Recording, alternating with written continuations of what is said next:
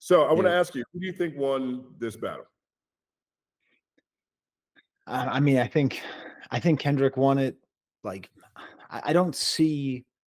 I don't mean to be a jerk, but I don't actually see how anyone could say that Kendrick didn't win it. Like, I can't figure out the metric, because if it's not streams, it's not quality of songs, it's not collaborators, it's not the general opinion on the internet.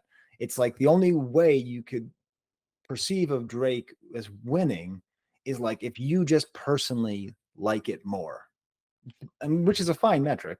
But every other metric, I think it's almost like not fair. It's like a blowout. It's like, it's 11-1 in the 7th inning, that kind of thing. Yeah, I tend to agree with you, and I know that these are two very passionate fan bases. My biases have been on full display in my coverage because I'm biased towards culture. I'm biased towards hip hop culture. I'm biased towards Black American culture, and I'm biased towards my MCs having something of significance to say outside of what they're living in their own lives. And I don't hide from that. I don't shy away from that. That doesn't mean I don't think Drake had some good songs. I thought Family Matters is, he was rapping some of the best he has ever, in my opinion. You could tell he really, if Meet the Grams doesn't drop that night or 30 minutes after, that song is enough for Drake to say, I won, leave it up to public opinion, and everybody chill out. That good of a song, and it didn't play out that way. But I do agree that Kendrick won this battle. Now, if you're Drake, this is what we wanted to spitball here today. Yes. What are next steps for Drake after losing this battle? Let's set the landscape. His culture card has been questioned, right? Yes. He's got people saying that he shouldn't say the N-word anymore. Right. He's up against the #1 song is calling someone in his crew. It sounds like it's someone in his crew because the line before that is Baca has a weird case. Why is he around? Certified lover boy, certified pedophile. It doesn't sound like he's saying that to Drake to me. It sounds like he's talking about. Yeah, but there's an S at the end. It's certified pedophiles. So, and I mean, Kendrick knows what the hell he's doing. He knows if you can't actually tar someone with it, but you think there's more than one, then just let the vagueness envelop him. And I think that's how that works. So that if you're not paying attention, you think it's talking about Drake. If you do think it's paying attention, then you think it's talking about the guy next to Drake and maybe Drake. Right. Exactly. Yeah. It definitely, I wanted to draw that line because I do think a lot of people understand exactly what Kendrick was doing, and it's very effective. But he also takes Atlanta away from Drake. I mean, Drake this week now said he's moving to Houston, which I think is probably his last stronghold in America. Shout out to Rap A Lot, shout out to Jay Prince, DJ Hardhitter, everybody down in Houston. But he is up against very poor branding. He's lost the sales war in this regard. What does Drake do next, in your opinion? How does he get back to Drake? Yeah, the Drake Rehabilitation Project. That's I was thinking about doing some kind of like pitch meeting. Drake, baby, this is what we got to do.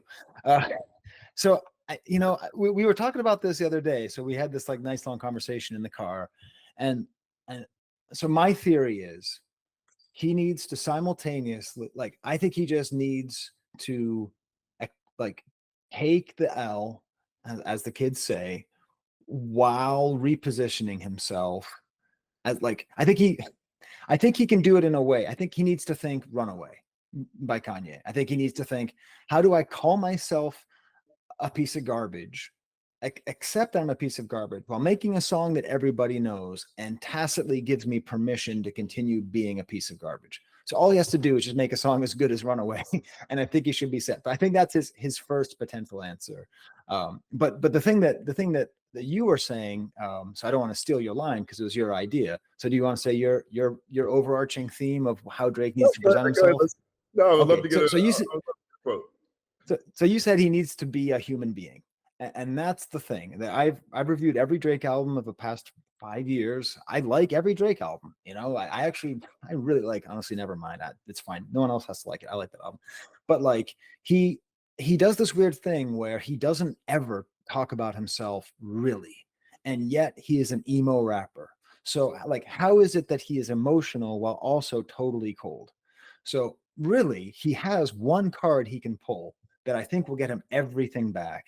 And that's what we were discussing. If he pulls the human being card, like actually say who he is. So my idea, and we haven't talked about this before. So my idea is Drake releases 2 songs and he does exactly what Kendrick did. The first song is called Meet the Grams. And he takes every single, like the exact same format, but he does it through him as like who he is as a person. Because the best moment for Drake in the entire beef is when Kendrick said, your father probably didn't claim you either. So Drake is given empathy that Drake never tries to get. So if he does Meet the Grams, you know, he talks to his son and about like his failures as a man. He talked to his parents about their failures. Maybe he could talk a little bit about his father and how his father's upbringing and experience and living in America gives him a little bit of leeway that, you know, to some access to the Black American experience, which has been completely denied him through this. I think he could do that in a way that's subtle enough to work, and then addresses, I don't know about the daughter, because I don't know if that's real or not real, whatever that is. And then finally, he addresses Drake, and then he talks to himself for the final verse.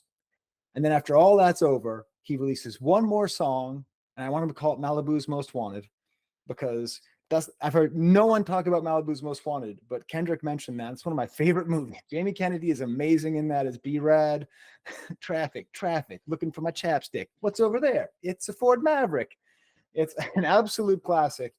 And I think if he made a song that was just as good as Not Like Us, and the chorus could even be like Not Like You, you know, just like playing around with it, like talking about how weird his life is, how strange he is, while saying, you know, but I don't diddle kids or whatever. You know, you have to say that somewhere in there.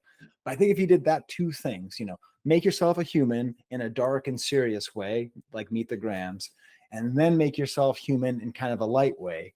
And then at the very end, I would say tag it with an attack on Kendrick, but not based on the wife beating, but like maybe him being a conspiracy theorist, because like some of the stuff feels a little conspiracy theoristy, or as being a gatekeeper or something like that. But like not just totally wave the white flag and say you're right, I'm wrong, but just sort of say like, this is who I really am. See me, give me empathy. It's hard to punch somebody who's asking you to punch them, right? So, but I don't know if that goes so far against the hip hop rules, and you know, if that's so against the battle ethos. You know, I mean, I know that J. Cole was dragged through the coals. That wasn't on purpose. I know J. Cole was dragged through the mud for his retraction and everything, but he didn't do that in a way that humanized him. So anyways, I believe in the Justin Hunt theory that Drake needs to humanize himself. And that's my theory of how he could potentially do it. What do you think?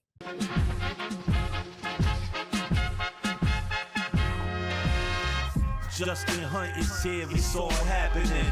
Justin Hunt is here, it's all happening.